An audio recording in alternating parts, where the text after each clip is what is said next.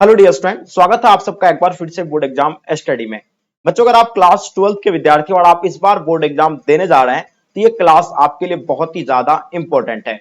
बच्चों, आज के क्लास में हम लोग क्लास 12 ज्योग्राफी का टॉप 20 क्वेश्चन को कलेक्ट किए हैं, जिसमें से आपको 15 क्वेश्चन का आंसर देना है। ठीक है, ये एक टेस्ट के रूप में लेकर के आए हैं और इसमें जितने सारे क्वेश्चन है ये आपके एग्जाम के पॉइंट ऑफ व्यू से बहुत ही अति महत्वपूर्ण है बच्चों। तो इसलिए इस क्लास को आपको एंड तक देखना चाहिए, है ना, क्योंकि इसमें हम लोग उन सभी क्वेश्चन को हम लोग कलेक्ट किए हैं जो आपके एग्जाम में बार बार पूछे जाते हैं। ठीक है, इससे आपको काफी अनुभव होगा कि किस तरह के जो आपके एग्जाम में जो क्वेश्चन पूछे जाते हैं। साथ में आप जो है आपका अपने आपका लेवल को भी चेक कर सकते हैं कि मेरा तैयारी का लेवल जो है अभी तक किस हद तक पहुंचा है, क्योंकि आपका एग्जाम बहुत करीब आते जा रहा है। ठीक है बच्चों, तो चलिए हम लोग 20 क्वेश्चन को सॉल्व करते हैं। और उससे पहले आप लोगों से मेरी एक छोटी सी रिक्वेस्ट है, जितने सारे बच्चे आप लोग नए हैं चैनल को सबसे पहले आप लोग सब्सक्राइब कर लीजिए एंड साथ साथ में अपने अपने फ्रेंड्स के ग्रुप वगैरह जहां भी है हर जगह बच्चों आप लोग शेयर कर देंगे। एंड जो बच्चे रेगुलर लाइव क्लास में जुड़ना चाहते हैं तो आप इस नंबर पे जो है हाय हेलो लिख करके सेंड करेंगे, आपको एक लिंक मिलेगा, उस लिंक पे आपको जो है क्लिक करके ग्रुप को ज्वाइन करना है। ठीक है, 9162055090 ये जीरो है यहाँ पे। ठीक है, तो चलिए डियर, इसी के साथ हम लोग स्टार्ट करते हैं। जैसे कि आपके स्क्रीन पे आपके समक्ष में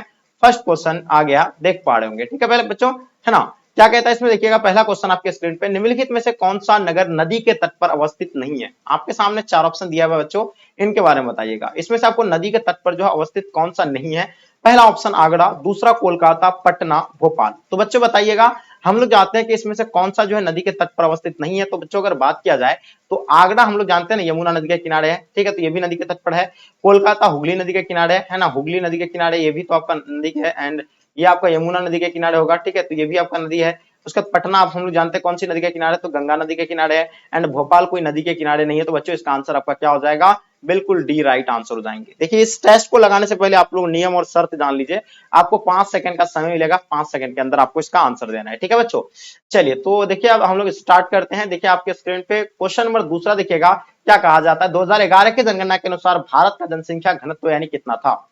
चलिए बताइएगा, है ना। दूसरा नंबर सवाल आपके स्क्रीन पे आपके समक्ष में, पहला आप 382 व्यक्ति प्रति वर्ग किलोमीटर, 282 व्यक्ति प्रति वर्ग किलोमीटर, 400 व्यक्ति प्रति वर्ग किलोमीटर एंड 328 व्यक्ति प्रति वर्ग किलोमीटर। बच्चों इसका आंसर बताइएगा। 2011 के जनगणना के अनुसार भारत का जनसंख्या घनत्व यानी कितना था बच्चों। तो बिल्कुल आपका समय समाप्त होता है। हम लोग जानते हैं 382 व्यक्ति प्रति वर्ग किलोमीटर, यानी ऑप्शन आप लोगों का बच्चों ए परफेक्ट आंसर हो जाएंगे। Okay clear. चलिए अब चलते हैं हम लोग नेक्स्ट क्वेश्चन की ओर चलते हैं, जो आपके स्क्रीन पे आपके समक्ष में है। सिंचित क्षेत्रों में जो है मृदा निम्नीकरण का मुख्य कारण क्या है, बताइएगा। सिंचित क्षेत्र में जो है मृदा निम्नीकरण का मुख्य कारण क्या हो सकता है। वायु अपरदन हो सकता है ना, अनालिक अपरदन होगा, सिल्ट का जमा हो जाएगा एंड मृदा लवणता हो जाएगा। तो बच्चों बताइएगा, 3 नंबर क्वेश्चन का आप लोग बताइए, इसका आंसर आपका क्या हो जाएंगे। चलिए तो बिल्कुल आपका समय समाप्त हो रहा है। हम लोग जानते हैं सिंचित क्षेत्रों में जो मृदा निम्नीकरण का मुख्य कारण है बच्चों, वो क्या होगा, बिल्कुल आपका समय समाप्त हो रहा है, वायु अपरदन, यानी वायु अपरदन की वजह से जो है ऐसा होता है। ठीक है बच्चों, वायु अपरदन किसको कहा जाता है, जो मिट्टी को जो है हवा के साथ जो बह करके लेके चले जाता है। ठीक है बच्चों, चलिए आगे देखिएगा आपके स्क्रीन पे बच्चों, क्वेश्चन नंबर 4 देखिएगा आपके समक्ष आपके स्क्रीन पे, निम्नलिखित में से कौन सा भारत का जो है सबसे लंबा राष्ट्रीय महामार्ग है बच्चों, जल्दी से बताइएगा। आपके सामने चार ऑप्शन दिया हुआ है, NH8, NH44, NH6, इनमें से कोई नहीं। तो निम्नलिखित में से कौन भारत का सबसे लंबा राष्ट्रीय राजमार्ग है, तो बताना आपको बच्चों इनके बारे में। चलिए बिल्कुल आपका समय समाप्त हो रहा है। हम लोग जानते हैं NH44, यानी कौन सा होगा, NH44, ये चीज याद रखिएगा और इसका आपका आंसर क्या हो जाएगा, NH44, यानी ऑप्शन आप लोग का बी बिल्कुल राइट आंसर हो जाएंगे। क्वेश्चन नंबर 5 देखिएगा आपके स्क्रीन पे आपके समक्ष में, विश्व के प्रमुख समुद्री पतन निम्नलिखित में से किस प्रकार के हैं, बताइएगा। विश्व के प्रमुख समुद्री पतन निम्नलिखित में से जो है किस प्रकार के बच्चों, नौसेना पतन हो जाएगा, तेल पतन, विस्तृत पतन, औद्योगिक पतन। जल्दी बताइए डियर, इसका आंसर क्या हो जाएगा। तो बिल्कुल आप लोगों का समय समाप्त होता है। इसका आंसर जो होगा बच्चों क्या हो जाएगा आपका, यानी विस्तृत पतन हो जाएगा, है ना। क्या हो जाएगा जी, विस्तृत पतन होगा या तेल पतन होगा, कमेंट करके आप लोग बताइए। चलिए नेक्स्ट क्वेश्चन आपके स्क्रीन पे आपके समक्ष में, डॉक्टर महबूब हक मूल निवासी जो थे कहां थे बच्चों, चलिए बताइए, है ना। मानव मानव विकास के जो मतलब ये दिए थे, प्रतिपादन किए थे, है ना। इसमें डॉक्टर महबूब हक मूल निवासी जो थे यानी कहां के थे बच्चों। ठीक है, आपके सामने चार ऑप्शन दिया हुआ है ना, भारत, पाकिस्तान, अफगानिस्तान, इराक, है ना। तो आपको पता है डॉक्टर महबूब हक किसका विद्वान थे, मानव विकास सूचकांक के जो प्रतिपादन है कौन है दिया था, तो डॉक्टर महबूब हक के द्वारा दिया गया था। और ये मूल निवास जो ये कहां के रहने वाले थे बच्चों, भारत के थे, पाकिस्तान, अफगानिस्तान या आपका इराक। तो बिल्कुल समय समाप्त होता है। इसका आंसर क्या हो जाएगा बच्चों, पाकिस्तान बिल्कुल राइट आंसर हो जाएंगे। चलिए नेक्स्ट क्वेश्चन आपके स्क्रीन पे आपके समक्ष में, निम्नांकित में से कौन तृतीय आर्थिक क्रियाकलाप है बच्चों, खेती, व्यापार, बुनाई, आखेट। चलिए बताइए तृतीय क्रियाकलाप के अंतर्गत इनमें से जो है क्या आएगा। चलिए बिल्कुल आपका समय समाप्त होता है। खेती जो आता है ये प्रथम में आता है, ठीक है, नोट कर लीजिएगा प्रथम में। व्यापार आपका तीसरा में आता है बच्चों, तो इसका आंसर आपका क्या हो जाएगा, बी बिल्कुल राइट आंसर हो जाएंगे। बुनाई आपका प्रथम में आता है, आर्केड भी आता है, ठीक है बच्चों। चलिए आप आगे चलते हैं, आपके स्क्रीन पे क्वेश्चन नंबर 8 आपके समक्ष में, आपके स्क्रीन पे। चलिए बताइएगा क्या हो जाएगा इसका आंसर बच्चों, जल्दी बताएंगे। निम्नलिखित में से कौन सा क्षेत्र सघन जनसंख्या वाला है। आपके सामने चार ऑप्शन दिया हुआ है, दक्षिण पूर्वी एशिया हो जाएगा, भूमध्य रेखा प्रदेश, ध्रुवीय प्रदेश या मरुस्थलीय क्षेत्र। तो देखिए निम्नलिखित में से कौन सा क्षेत्र जो सघन जनसंख्या वाला है बच्चों, तो सघन जनसंख्या वाला की अगर बात किया जाए तो दक्षिण पूर्वी एशिया, यानी इसका आंसर आपका जो है बिल्कुल क्या हो जाएगा बच्चों, ए राइट आंसर हो जाएंगे। ओके, दक्षिण पूर्वी एशिया बिल्कुल राइट आंसर हो जाएंगे। ओके चलिए, है ना, कौन सा जगह क्षेत्र सघन जनसंख्या वाला है, तो मतलब दक्षिण पूर्व एशिया, इसका आंसर आपका परफेक्ट आंसर हो जाएंगे। क्वेश्चन देखिएगा 9 नंबर क्वेश्चन आपके स्क्रीन पे। 2011 के जनगणना के अनुसार भारत के किस राज्य में जो है नगरीय जनसंख्या का जो है प्रतिशत जो है सर्वाधिक, बच्चों जल्दी से बताइएगा। तमिलनाडु, गोवा, महाराष्ट्र, ठीक है।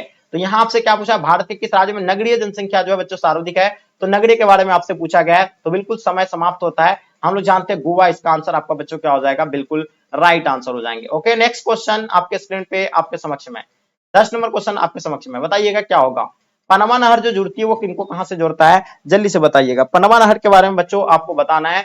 प्रशांत महासागर हिंद महासागर से जुड़ता है, कैरेबियन सागर को जो है मैक्सिको खाड़ी से जुड़ता है, या प्रशांत महासागर को अटलांटिक महासागर से, अटलांटिक महासागर को हिंद महासागर से।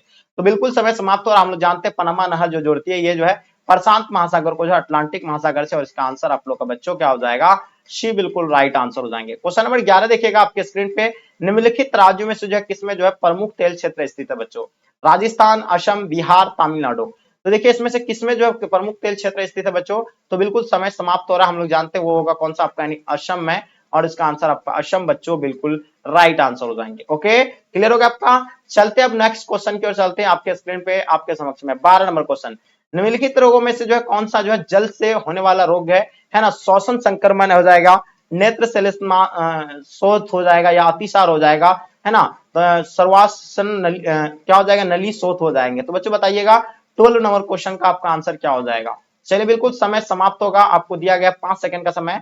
तो हम लोग जानते हैं इसका आंसर होगा अतिसार। देखिए अतिसार जो है ये जल से होने वाला एक रोग है, ठीक है, तो इसका आंसर आपका बिल्कुल सी राइट आंसर हो जाएंगे। क्वेश्चन देखिएगा आपके स्क्रीन पे 30 नंबर क्वेश्चन आपके समक्ष में बच्चों। चलिए, निम्नलिखित केंद्र शासित प्रदेशों में जो है किसकी साक्षरता दर उच्चतम है। अगर राज्य में पूछा जाए तो राज्य में जो है केरल का जो सबसे ज्यादा जो साक्षरता दर है, कहाँ, लगभग प्लस 90 प्लस जो है लोग जो है क्या है, शिक्षित है, ठीक है। चलिए देखिएगा केंद्र शासित प्रदेशों में जो है किसका साक्षरता दर जो है उच्चतम है बच्चों, चंडीगढ़ का बिल्कुल नहीं, अंडमान निकोबार द्वीप का नहीं, दमन द्वीप नहीं, लक्षद्वीप का इसका आंसर बच्चों क्या हो जाएगा आपका, नहीं लक्षद्वीप, यानी राइट आंसर हो जाएंगे। क्वेश्चन नंबर 14 देखिएगा आपके स्क्रीन पे आपके समक्ष में, जल्दी से बताइएगा, है ना।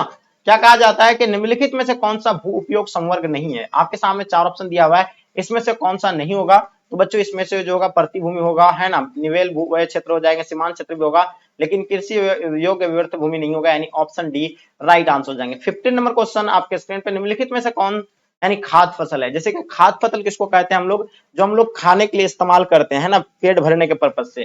जैसे कि गन्ना, तो ये तो शौक से पीने वाला, ये खाने के लिए हम लोग डेली के यूजेज में नहीं लेते हैं, तो ये आपका खाद्य फसल नहीं होगा। कॉफी आपका जो खाद्य फसल नहीं है। मक्का आपका एक खाद्य फसल है जो हम लोग खाते हैं, ठीक है, रोटी में। चलिए आगे देखिएगा आपके स्क्रीन पे, डीपी जो ये फुल फॉर्म बच्चों किसका है, तो देखिए समन्वित पर्यटन विकास प्रोग्राम, या आगे देखिएगा आपके स्क्रीन पे समन्वित यात्रा विकास प्रोग्राम, नहीं ये समन्वित जनजातीय विकास प्रोग्राम होगा इसका आंसर बच्चों, तो बिल्कुल नोट कर लीजिएगा, ये बी है, ये सी है आपका, ठीक है। तो इसका आंसर आप लोग जो बच्चे दिए है समन्वित जनजातीय विकास प्रोग्राम, बिल्कुल राइट आंसर हो जाएंगे। 17 नंबर क्वेश्चन आपके स्क्रीन पर, निम्नलिखित राज्यों में जो है किसका जो है 0 से 6 आयु वर्ग में लिंगानुपात न्यूनतम है।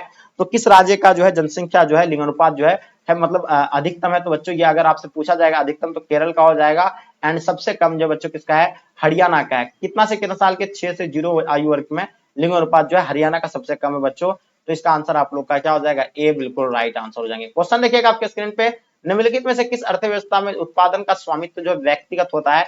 देखिए कौन सा अर्थव्यवस्था का उत्पादन का स्वामित्व जो व्यक्तिगत होता है बच्चों, तो समाजवादी बिल्कुल नहीं, पूंजीवादी नहीं, ये मिश्रित होता है, और इसका आंसर आप लोगों का मिश्रित राइट आंसर हो जाएंगे। क्वेश्चन नंबर 19 देखिएगा बच्चों आपके स्क्रीन पे आपके समक्ष में, जैसे कि देख रहे हैं, ठीक है बच्चों, जल्दी से बताइएगा, है ना।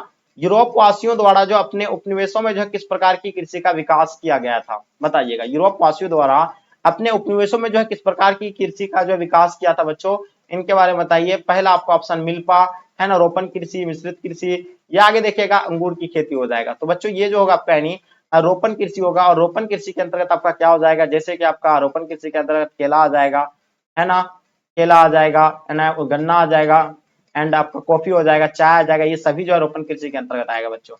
चलिए आगे देखिएगा, लास्ट और अंतिम क्वेश्चन आपके स्क्रीन पे 20 नंबर क्वेश्चन बच्चों, जैसे कि देख पा रहे हैं आप लोग। ठीक है बच्चों, चलिए तैयार है आप सब ना। चलिए थोड़ा सा आप लोग शेयर कर दीजिएगा अपने दोस्तों के साथ प्लीज, जितने सारे बच्चे आप लोग क्लास में शेयर कर देंगे, और जो बच्चे नए हैं चैनल को आप लोग सब्सक्राइब कर लीजिएगा। ठीक है बच्चों, चलिए जनसंख्या वृद्धि दर जो सर्वाधिक है बच्चों कहाँ पे है, अफ्रीका में है, एशिया में, उत्तरी अमेरिका, दक्षिण अमेरिका पे।